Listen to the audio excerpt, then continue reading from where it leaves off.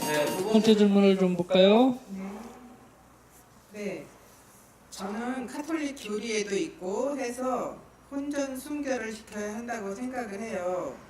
이런 저의 생각을 구시대적인 발상이라고 생각하는 사람들이 많은 것 같아요.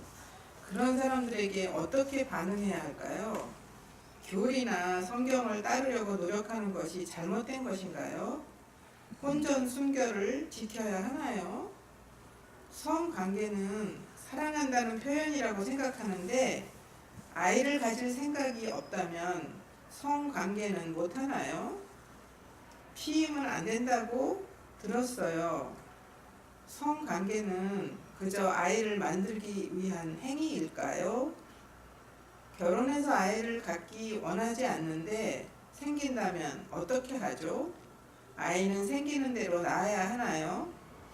피임에 대해서 어떻게 생각하세요? 질문이 많은데요. 질문이 많아요. 예. 이거는 뭐 젊은이들을 위한 어떤 한 강좌를 해야 될 정도로 질문이 아주 많습니다. 뭐 그래도 어떻게 좀 간단하게 좀 답을 해주시죠. 예. 이게 결국은 같은 내용인데 예. 혼전 순결이 왜 안 되냐 네. 쉽게 얘기하면 이거고 그다음에 왜 피임을 하면 안 되냐 뭐 이거죠 뭐. 그리고 아이를 꼭 낳아야 되느냐. 예. 이런 거네요. 아이를 낳기 위해서 성관계를 가져야만 하느냐. 예. 자, 저기 그냥 제 눈에 들어오는 거 이것만 하나 언급을 하면 일단 혼전 순결을 지켜야 된다고 생각을 하는데 이 사람은 네. 그런데 어떤 사람이 야 그거 구시대적인 발상이야 라고 하는 사람들에게 어떻게 반응해야 될까요? 이런 질문. 그렇죠. 그럼 저는 이 답은 뭐냐면 반응을 꼭 해야 될까요? 반응 안 해도 돼! 그냥 그렇게 생각하는 대로 살아가면 되는 거지. 왜 남의 그런 구시대적인 어떤 그런 얘기에 대해서, 그런 자극에 대해서 내가 왜 반응을 해야 됩니까? 여기에 대해서 굉장히 이제 또 좋은 답이 하나 있는데 뭐냐면요. 요거 아니더라도, 그냥 이거 뭐 지나가는, 네. 요 질문과는 좀 상관은 없을 수도 있어요. 예수의 누군가가 그 글을 쓴 거예요. 그 미국 예수의 신부님이. 어떤 사람이 아침마다 미국 뉴욕에서 아침마다 길거리에서 이제 그 신문을 사가지고 이렇게 출근하는 사람이 있었어요. 근데 그 사람은 굉장히 밝은 모습으로 항상 신문을 사는 거예요. 많이 하고 인사하고 사고. 근데 그 신문을 파는 사람은 항상 얼굴을 찡그리고 불친절하고 그런 거예요. 근데 계속 아침마다 그렇게 사는 사람은 밝은 표정으로 신문을 사고 간단 말이에요. 네. 근데 그걸 오랫동안 옆에서 또 지켜보던 다른 사람이 있었어요. 네. 그래서 하루는 이제 그 신문을 사고 가는 그 밝은 표정의 사람한테 질문을 드렸어요. 아니 저 신문판에서 저렇게 맨날 찡거리고 당신한테 불친절한데 당신은 어떻게 매일 한결같이 이렇게 밝은 표정으로 인사를 하고 신문을 사느냐 그렇게 질문을 한 거예요. 그랬더니 이 사람이 그거예요. 나는 아침부터 기쁜 마음으로 출근하고 싶은 사람인데 저 사람의 찡거리고 불친절함의 그 자극에 내가 왜 반응을 해야 되느냐. 그러니까 영어로는 그 reactor라고 그러는데 반응자. 나는 actor다. 그러니까 actor는 이제 배우 이런 표현도 되지만 능동자라는 표현도 있어요. 그러니까 왜 저 자극에 내가 왜 반응을 해야 돼? 나는 능동자야. 나는 능동적으로 내가 갈 길을 가는 거지. 저 자극에 내가 반응할 필요는 없다. 이런 답을 한 거죠. 굉장히 지혜롭죠. 여기서도 일단 이 질문만 보면요. 그런 뭐 구시대니 사고방식이 뭐 고르탑을 하든 이런 그런 얘기에 내가 반응할 필요가 없는 거예요. 사실은. 내가 옳다고 생각하는 생각을 꿋꿋하게 지키고 가면 된다 이거예요. 그래서 이 질문 자체는 굉장히 어떻게 보면 좀 미성숙한 질문이다라고 할 수 있어요. 꼭 반응할 필요가 없어요. 그리고 자극에 반응하는 그 대표적인 존재는 벌레들이 그래요. 벌레. 원래는 자극을 하면 이렇게 반응을 합니다. 근데 인간은 내 생각이 있고 내 주관이 있기 때문에 내 철학이 있기 때문에 어떤 자극에 오더라도 내가 내 철학대로 꿋꿋하게 갈 수 있는 거거든요. 예, 그래서 가난한 능동자로서 행동하시라 이런 답을 주고 싶습니다. 좋네요. 자, 다시 이 질문으로 돌아와서 뭐죠? 혼전순결. 예. 이걸 뭐 진짜 강의를 해야 될 만큼 글쎄요. 중요한 문제이긴 한데 네. 조금 요약을 해서 얘기를 하고 싶으면 여기서 나오는 성관계라는 단어가 몇 번 나왔어요. 예. 성관계는 사랑한다는 표현이다. 예. 그다음에 아이를 가질 생각이 없는 게 성관계를 못하냐? 음. 뭐 이제 성관계는 그저 아이를 만들기 위한 행위이냐? 예. 근데 여기서 우리가 놓치는 게 뭐냐면 성생활하고 성관계하고 다르다. 이 부분을 먼저 짚어야지 될 것 같다. 예. 생각이 들거든요. 예. 지금 여기에서 얘기하는 건 그냥 성교만 생각을 자꾸 하는데 사실 저희들이 이렇게 결혼해서 사는 사람이면 이렇게 어깨를 만지고 뽕을 하고 이런 게 다 성생활이 하나가 그러니까 성관계는 성생활 중에 하나이죠. 예. 한 부분이죠. 아. 한 부분인데 이거를 같은 걸로 생각을 자꾸 한다는 거예요. 근데 사람이 이렇게 서로 이렇게 사귀게 되면 처음에는 이렇게 눈을 보고 상대편을 이렇게 사귀게 되는데 관계가 깊어지면 자기도 모르게 이렇게 만지게 돼요. 그러니까 아이들도 아이들이 이쁘고 예쁘고 막 이런 손주들 그냥 안게 되고 만지게 되고 뽀뽀도 해주고 이렇게 되잖아요. 네. 그러니까 이게 그 연애하는 사람들도 이제 자기들이 쓰는 언어, 젊은이들이 쓰는 언어에 의하면 진도를 뺀다 그러잖아요. 진도를 뺀다니까 손을 잡았냐, 뭐 뽕을 했냐, 어깨 동무를 했냐, 뽀뽀를 했냐, 뭐 어디까지 갔냐, 어디까지 갔냐, 뭐 이제 이렇게 진도를 뺀다고 얘기를 하는데 네. 그게 굉장히 사실 중요한 거거든요. 그러니까 이게 그 서로 좋아하는 사이면 자기가 그 상대방을 좋아하는 것만큼의 그 애정 표현을 할 수 있는 거잖아요. 근데 이게 성생활이죠.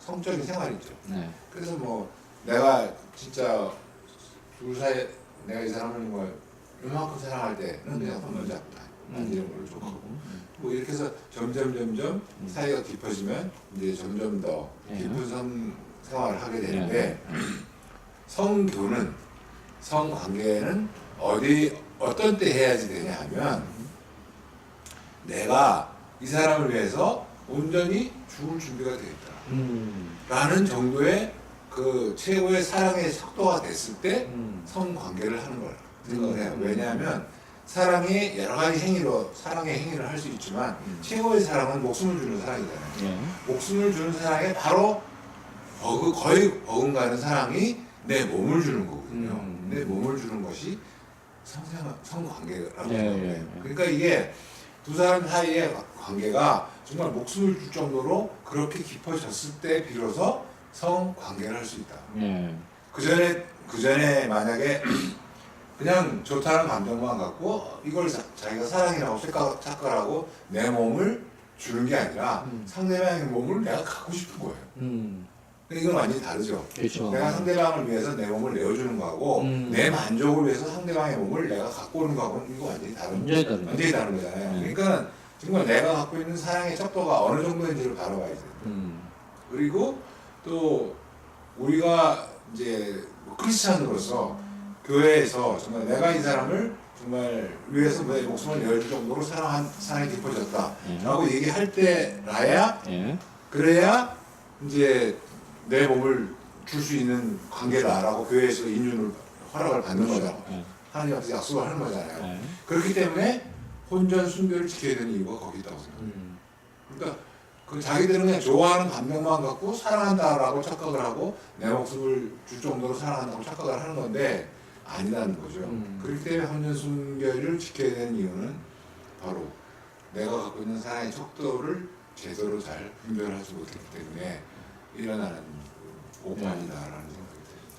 사랑하는 거하고 좋아하는 거하고 또 좀 구분도 좀 해야 되는데 이제 지금 결혼 전이라고 그랬잖아요. 결혼 전이면 우리가 그냥 사랑한다고 착각을 할 수도 있어요. 어떤 면에서는. 그리고 이제 젊은이들이 생각할 때는 그 성관계를 그냥 쾌락에 그리고 나는 이제 뭐 엘디가 지금 얘기했지만 나는 널 사랑하니까 내가 내 목숨을 줄 수 있어라고 착각을 할 수도 있어요. 예. 근데 그거하고 우리가 성관계하고 이렇게 우리가 그 연결시켜가지고 너를 그만큼 사랑해라고 할 수는 없는 것 같아요. 그래서 이제 젊은이들이 보통 생각하면 그냥 쾌락으로 그냥 이렇게 넘어가거든요. 그런 거를 조금 더 공부를 하고 어떻게 해야 되는지도 좀 배웠으면 좋겠다.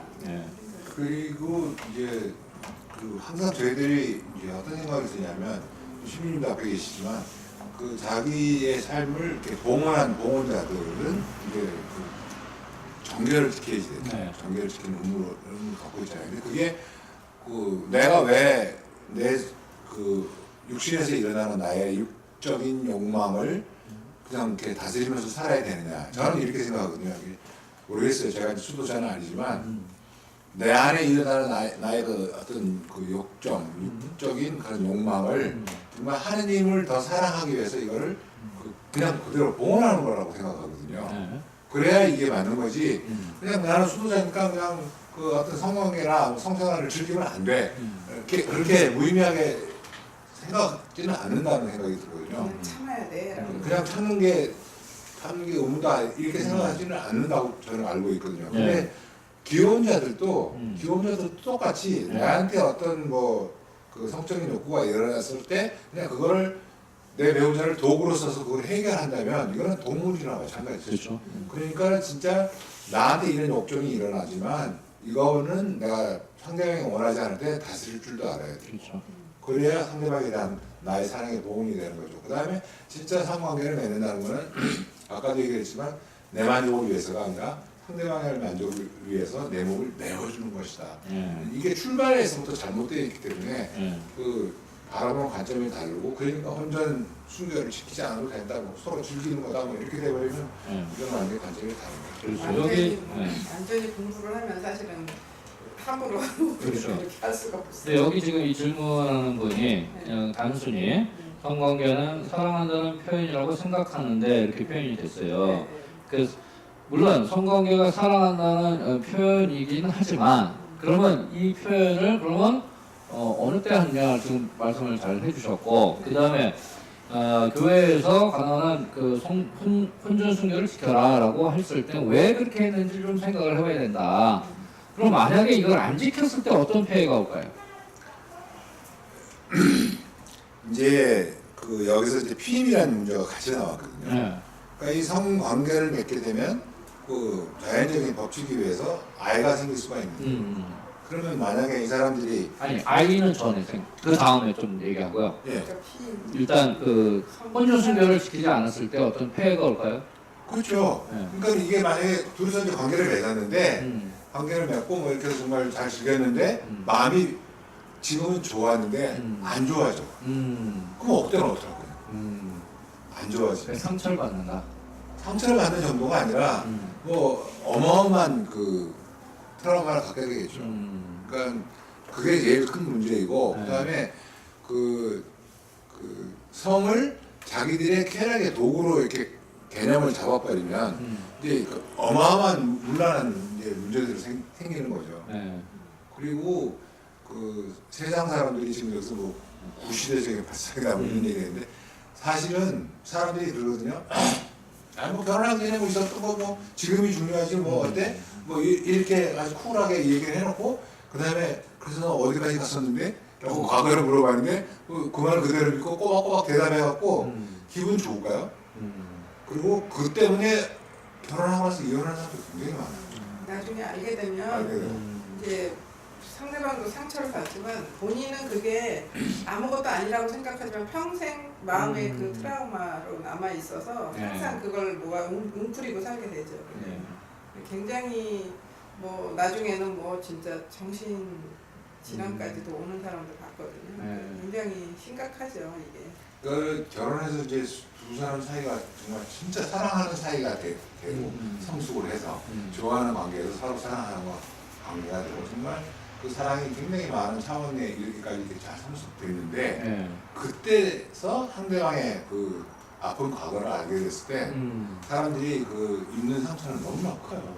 더 크지요. 그죠. 그리고 진짜 이 사람이 나를 많이 사랑해서 정말 자기를 바쳐서 나를 헌신해서 살고 있기 때문에 나는 진짜 좋은 보물을 하나 갖게 된다라고 이렇게 믿는데 어느 날 보니까 이 보물에 흠이 있다. 큰 흠이 있다. 예를 들면 그러면 그 보물이라고 믿었던 사람이 비싼 돈을 주고 보석을 샀는데 사갖고 와갖고 보니까 나중에 알지 못했던 보이지 않았던 큰 흠이 있다. 그럼 이 보물을 산 사람은 얼마나 그렇죠. 그렇다고 내다버릴 수도 없고 어떡하겠어. 예. 그래서 헌혈순교지 않느냐. 버릴 수도 있어요. 버리는 사람도 있어요. 아, 예. 하여튼 그래서 이 아까 말씀하신 것처럼 그 섹슈얼 인터코스 그거는 성생활의 일부분이다. 네. 그렇기 때문에 그러나 그 성생활의 일부분이지만 어떻게 보면 가장 깊은 단계의 사랑의 표현이다. 이렇게 얘기할 수 있고 예. 그렇기 때문에 쉽게 얘기하면 친하지도 않은데 왜 깊은 관계의 대화를 얘기합니까 우리가 그죠? 그렇죠, 예. 그렇죠. 예. 모르는 사람하고 우리가 아주 깊은 그 내면의 얘기를 안 하듯이 이 섹슈얼 인터코스, 이 성관계 그 자체는 굉장히 깊은 단계의 대화이고 표현이기 때문에 정말 목숨마저 줄 정도의 사랑의 대상이 아니면 그런 깊은 대화는 할 필요가 없는 거죠, 그죠? 안 되는 거고. 예. 내가 결혼을 약속한 사람은 결국은 내가 평생 내가 당신하고 사랑하고 살겠다라는 약속이 있으니까 그렇죠. 그때 이루어지는 거잖아요. 예. 그러니까 그런 거를 우리가 참 신중하게 생각을 해야 된다고 생각을 해요. 예. 네. 그러니까 지금 아까 그 말씀 중에 가장 중요한 포인트는 그 섹슈얼 인터코스 그것은 나의 욕구나 그것을 채우려고 상대방을 도구로 쓰면 안 된다는 것이고 그렇기 때문에 그 성관계까지 갈 때는 정말로 내 모든 것을 주는 단계, 내 몸을 주는 단계. 그러니까 그 관계 그 자체만 봤을 때도 우리가 생각할 때 내 모든 것을 준다는 그 정말 생명까지 준다는 그 생각을 하고 임해야 된다. 그죠? 네. 이게 이 질문이 없지만 요즘 제가 최근에 어떤 질문을 하나 받았냐면 예. 나이가 꽤 드신 분인데 예. 요즘 이제 그 남자들이 뭐 비아그라 뭐 이런 그 성생활에 필요한 약들이 네. 많이 만들어져서 쓰고 있잖아요. 예. 근데 한 분이 저보고 나이가 들었는데 이 그런 약제를 이제 약을 먹고 성관계를 하는 거에 죄가 되냐 안 되냐 이런 질문을 한번 받은 적이 있었어요. 네. 예. 그래서 제가 그 질문하는 의도를 이제 이렇게 느껴지는 거예요. 자기가 불편하니까 이제 그런 약을 먹고서 이제 성관계를 하니까 불편하니까 네. 이제 죄가 아니다라는 소리를 듣고 싶은 그 느낌이 이렇게 예. 느껴졌어요. 그래서 내가 그냥 오히려 역질문을 했어요. 네. 당신이 죄가 된다고 생각하느냐? 아. 라고 이렇게 물어봤더니 글쎄 뭐가 좀 찜찜하다고 그렇게 솔직하게 얘기를 하더라고요. 그래서 네. 내가 이게 어떤 사람한테는 죄가 될 거고 어떤 사람한테는 죄가 안 될 거다. 똑같이 이제 그런 약을 먹고 성관계를 맺을 때 그랬더니 어떻게 그럼 어떤 사람은 먹어도 되고 어떤 사람은 안 먹어도 되니? 그래서 이거는 간단하다고 내 만족을 위해서 약을 먹고 성관계를 하면 그거는 죄가 되고 그런데 내 만족을 위해서가 아니라 내가 정말 나이도 먹고 기력도 떨어지고 상대방을 만족하게 해주지 못하니까 정말 내가 최선을 다해서 해지만 체력이 딸리기 때문에 이걸 보완하기 위해서 약을 먹고 내 부인을 정말 만족하게 해주기 위해서 약을 먹는다. 이거 죄가 될 이유가 없다고 생각한다. 예. 라고 대답을 해줬거든요. 그러니까 네가 알아서 양심껏 먹고 뭐 말든지 그건 결정 알아서 하면 좋겠다라고 대답을 한 적이 있는데 정말 신님 말씀대로 정말 이 성관계에 가는 가장 큰 핵심은 내 만족이냐 상대방의 만족. 여기에서 아주 쉽게 답들이 나올 거예요. 자, 그러면 여기서 이제 또 질문 중에 꼭 그런 아이를 갖기 위해서만 성관계를 해야 되느냐? 라는 이제 그 질문에는 꼭 그런 건 아니지 않느냐?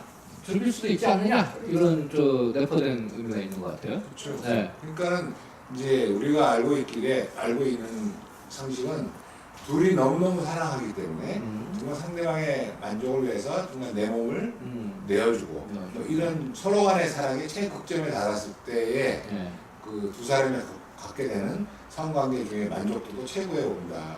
의학적으로 그렇게 설명을 하거든요. 그런데 그런 결과에 서로 간의 사랑에 대한 결실이 자녀다. 그러니까 이거는 아이를 원해서 뭐 우리가 애를 만들자 무슨 우리가 공장이냐고. 인간이지. 그렇죠. 우리는 공장이 아니에요. 애를 만드는 공장이 아니에요. 네. 그렇기 때문에 정말 서로 간의 사랑의 최극도에 닿았을 때 그 최극적인 사랑의 표현의 결실이 자녀다. 네. 그런데 이제 이게 의학적으로 보면 아이를 무제한 낳아서 좀 무제한 키울 수가 없기 때문에 네. 그 어떤 때는 그런 서로 간의 사랑의 나눔을 절제를 할 필요가 있다. 그래서 이제 교회에서 자연기법을 그렇죠. 권장하는 거잖아요. 네. 또 그걸 잘 따라가면 또 하나님께서 보시기에 그런 그 역정을 잘 상대방을 위해서 또 출산해서 고통을 반드시 따르게 되는데 출산에 따른 고통을 좀 이렇게 덜 당하게 하기 위해서라도 또 이렇게 절제를 하는 노력들도 있고 그래서 그런 가임 시기에 피한다든지 이런 것도 큰 사랑의 표현이다. 근데 이렇게 생각해야지 아이를 진짜 그 아이를 낳는다는 표현이 저는 사실 마음에 안 들어요. 내가 무슨 공장이 된다. 근데 이제 교리에서 보면요, 모르겠어요. 제가 옛날 교리를 읽어서 몰라도 아기 생산이라는 표현 쓰거든요. 그거 고치라고. 고치라고요. 그 혼인의 목적에 보면 네. 교리에 나오는 거예요. 네. 혼인의 목적은 아기 생산이다. 이게 1번이에요. 그리고 2번은 두 남녀 간의 사랑을 위해서다. 이렇게 표현이 돼 있어요. 그러니까 여기 질문에 이제 그것을 맞춰본다면 일단은 꼭 아기 생산을 위해서만 관계를 맺는 건 아니다. 그렇게 답은 해줄 수 있어요. 두 남녀 간의 사랑을 위해서 또 관계를 맺을 수 있다. 이렇게 답을 해줄 수 있고요. 그 다음에 이제 그럼 이제 마지막 질문. 결혼해서 아기를 원치는 않는다. 이거 결혼했지만 아기를 원치는 않는다. 그런데 아기가 생겼다. 그럴 때 아기를 낳아야 될까요? 뭐 이렇게 이제 질문했어요. 그 답변을 해보시죠. 숨기긴 나야죠. 그러니까 이 아이는 그 출발이 잘못된 것 같아요. 우리가 무슨 노력을 해서 아이를 만드는 것이 아니고 하나님이 주신 선물이라는 거죠. 그리고 가정에 그 아이들이 그 부부 두 사람 외에 한두 사람이 자녀가 있다는 게 가정에 얼마나 많은 영향을 미쳐요. 그리고 두 사람이 미성숙돼 있는 부모일 때 아이들이 생기면서 부모들이 한 인간으로 완성되어 가는 그 여러 가지 가르침도 아이들을 통해서 배우게 돼요. 네. 그런 그 아이에 대한 그 생각이 그 여러 가지 이제 그 인간 존중과 인간 완성에 대한 그 도구들로도 많이 이용이 되기 때문에, 그러니까 아이는 부모로부터 또 여러 가지 사랑을 받으면서 성숙돼가고 우리는 아이들한테 또 아이를 키우면서 또 성숙돼가고 그런 개념으로 출발해야 되기 때문에 하나님이 너희들은 좀 더 큰 성숙이 필요하다라고 생각했을 때 주시는 선물이라고 생각을 해요. 그러니까 일단 이 질문에 결혼했는데 아기를 갖기 원치는 않는다.